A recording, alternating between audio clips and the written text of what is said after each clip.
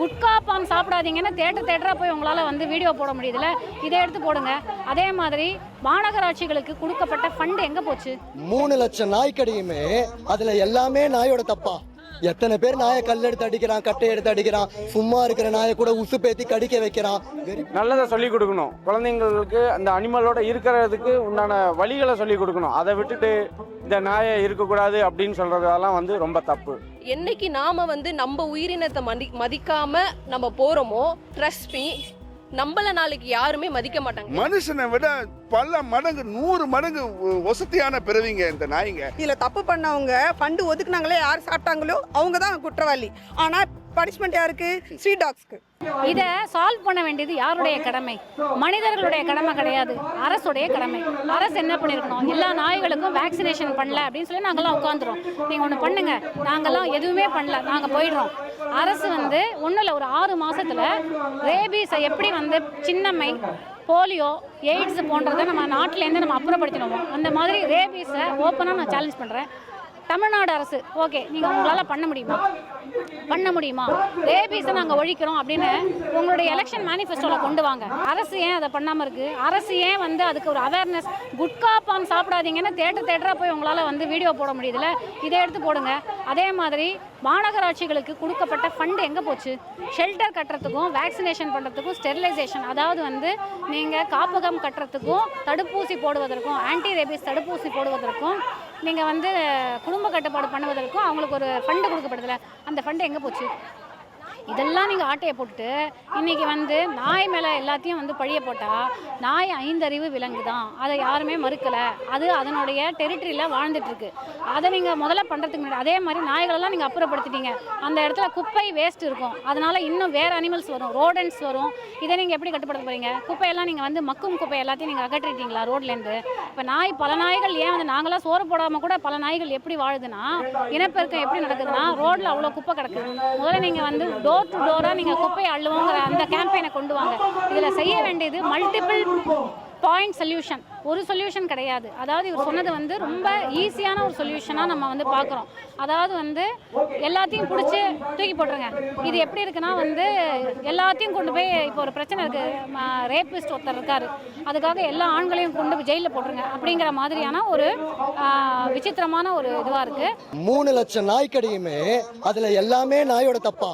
எத்தனை பேர் நாயை கல் எடுத்து அடிக்கிறான், கட்டை எடுத்து அடிக்கிறான், சும்மா இருக்கிற நாயை கூட உசு பேத்தி கடிக்க வைக்கிறான், வெறி பிடிக்க வைக்கிறான், குழந்தைங்களையும் அம்மாவையும் பிரிக்கிறாங்க. கண்டிப்பா நாய்களால மனிதர்களுக்கு பிரச்சனையே கிடையாது அப்படின்னு ஒரு புறமா வக்காலத்து வாங்குறதுக்கு யாருமே இங்க வரல. ஆனா அதுக்குன்னு ஒரு தீர்வு இருக்கு, அதுக்குன்னு ஒரு அணுகுமுறை இருக்கு. அதை நம்ம நிரூபிச்சு காட்டியாச்சு. காலத்தால் நிரூபணம் செய்யப்பட்ட ஒரு விஷயம் அனிமல் பர்த் கண்ட்ரோல், கருத்தடை. இதை நம்ம ஃபிக்ஸ் பண்ணலாம்.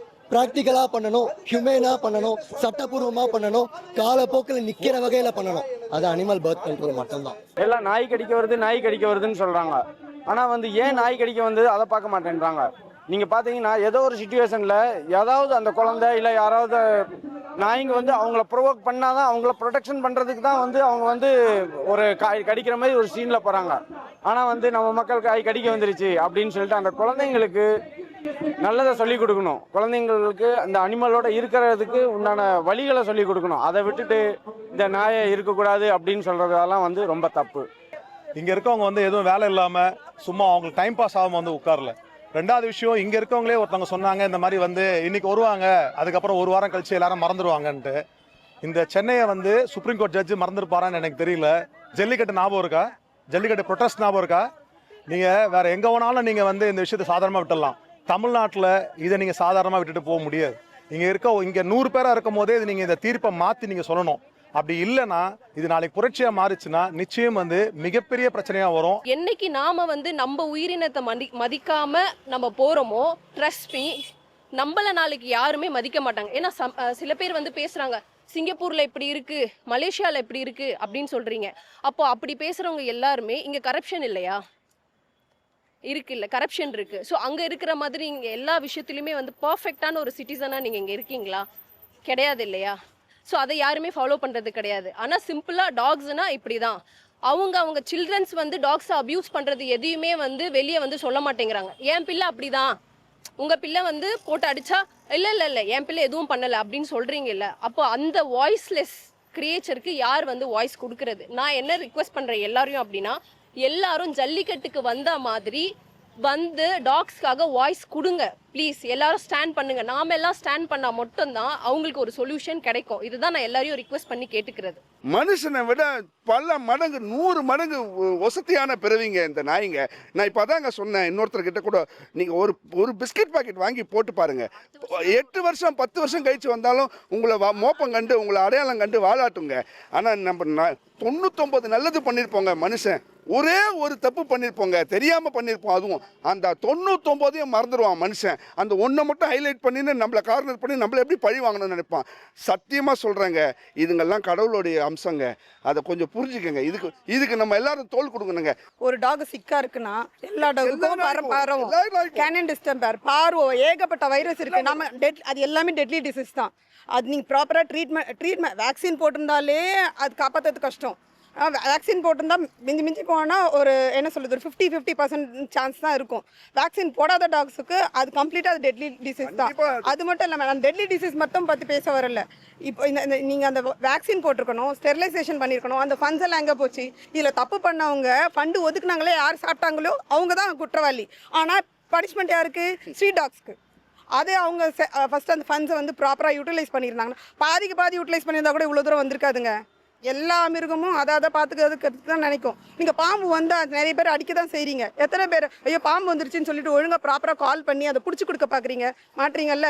நான் ஏன் சேஃப்டி முக்கியம்னு சொல்லி ஓடி போகிறீங்கல்ல, அதே மாதிரி அது சேஃப்டி முக்கியம்னு அதுவும் தானே பார்க்கும். நீங்கள் சும்மா இருக்கிற டாக்ஸ் அடித்து அதோட மைண்ட் செட்டையும் அதை என்ன சொல்கிறது, அதை எனக்கு சொல்ல தெரியல, அதோட காமாக இருக்கிற அந்த தன்மையை நீங்கள் தான் போக்குறீங்க. வாழ்றதுக்கு தான். அடுத்து ஒவ்வொரு உயிரினமா கொண்டுகிட்டே இருந்தா மனிதர்கள் வாழ்வதற்கு மட்டும்தான் இந்த உயிரினமா.